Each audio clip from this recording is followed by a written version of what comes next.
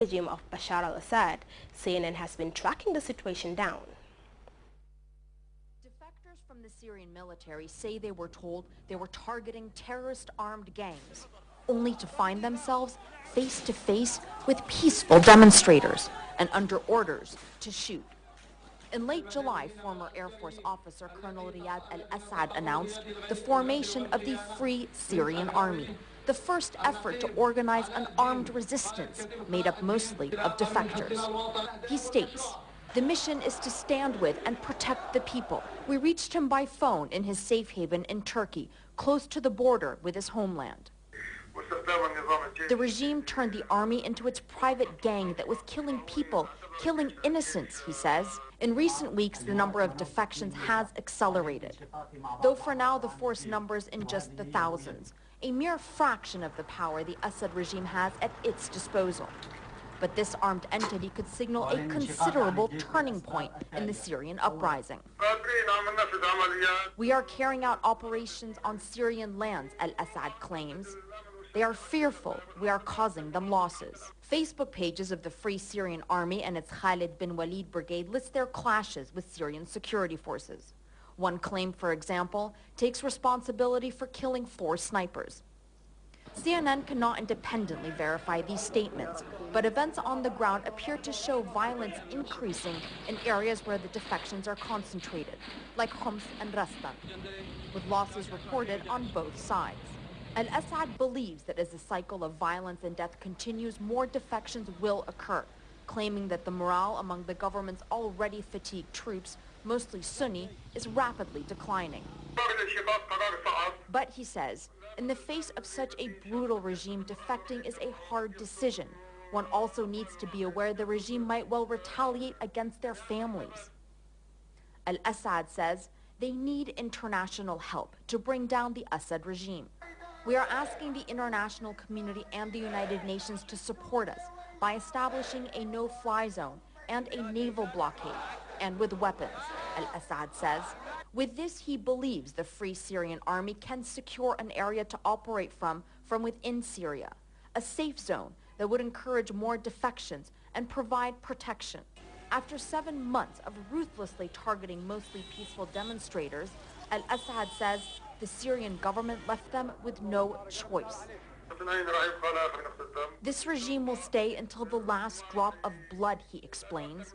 "This is a regime built on the use of force, and it cannot be brought down except for by force." Many activists we've spoken to are now reluctantly talking about the need of self-defense, realizing its necessity in the face of a regime that refuses to back down, but dreading the potential consequences. Arwa Damon, CNN, Beirut. This Friday marks 10 years since the United States and its allies began bombing Afghanistan in the wake of the September the 11th terrorist attacks. Here is an account of an Afghan who witnessed the invasion.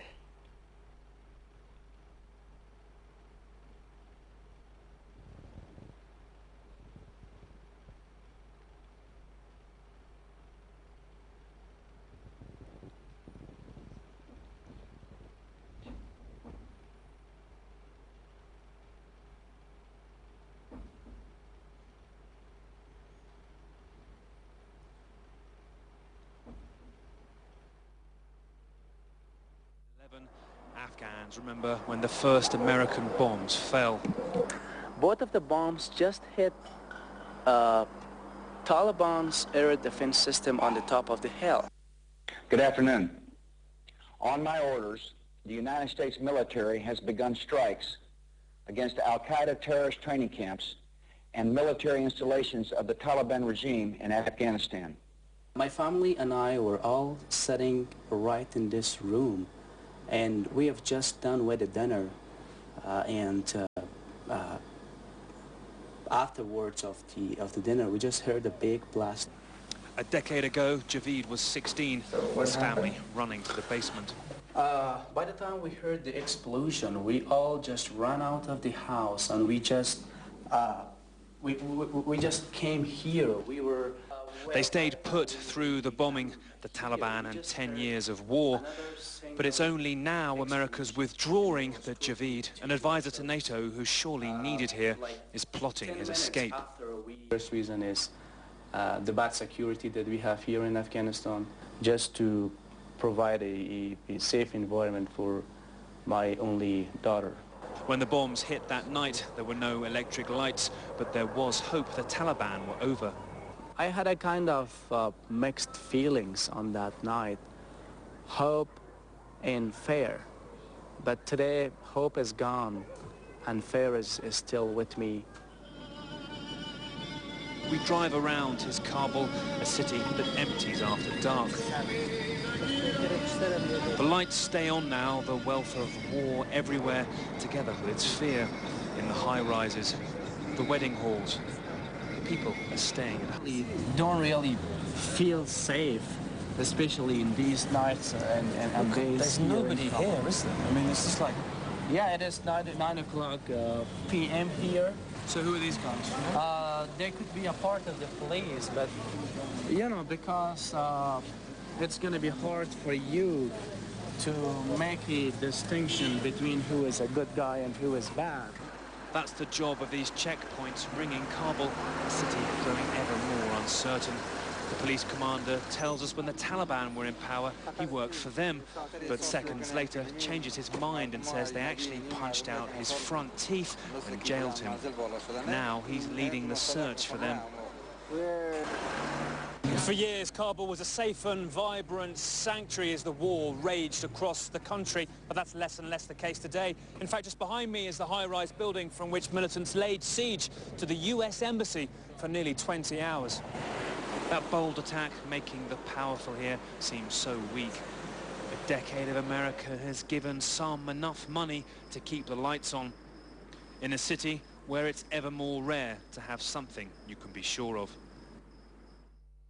We now take a second break. We'll be right back.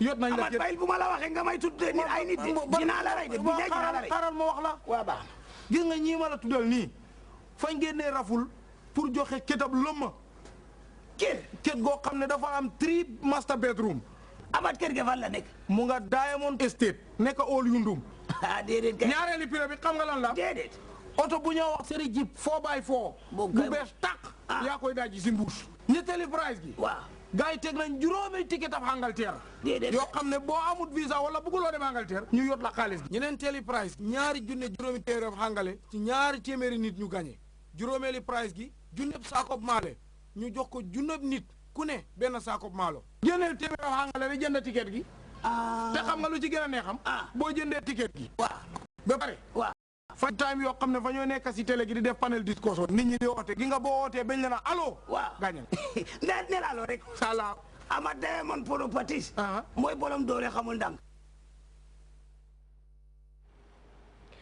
It's now time for the weather report by the Central Focused Office. Sure.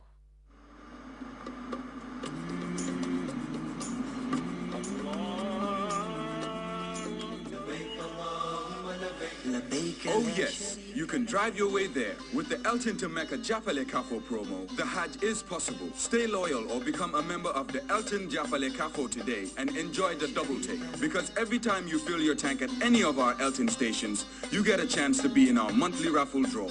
To take home lots of goodies like gallons of oil, bags of rice, bags of sugar, vehicle accessories, and much more. Plus a chance to become the lucky winner of the Elton to Mecca Japale Kafo fully paid Hajj expenses. Remember, it's a double take. Your single loyalty for the monthly draw and the Elton to Mecca Japale Kafo final draw to be held just before the Hajj. For more information, drop by any of our Elton station. Elton, a new vision of service.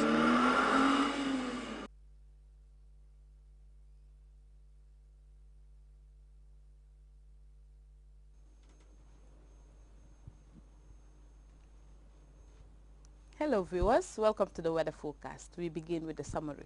The day today was warm, humid and partly cloudy.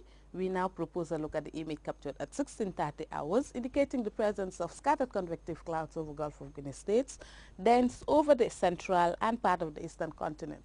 North and south remain dry and stable during the period. For the forecast tonight, we'll be expecting warm, humid and partly cloudy atmosphere to prevail over the entire country, and the day tomorrow will be mainly sunny.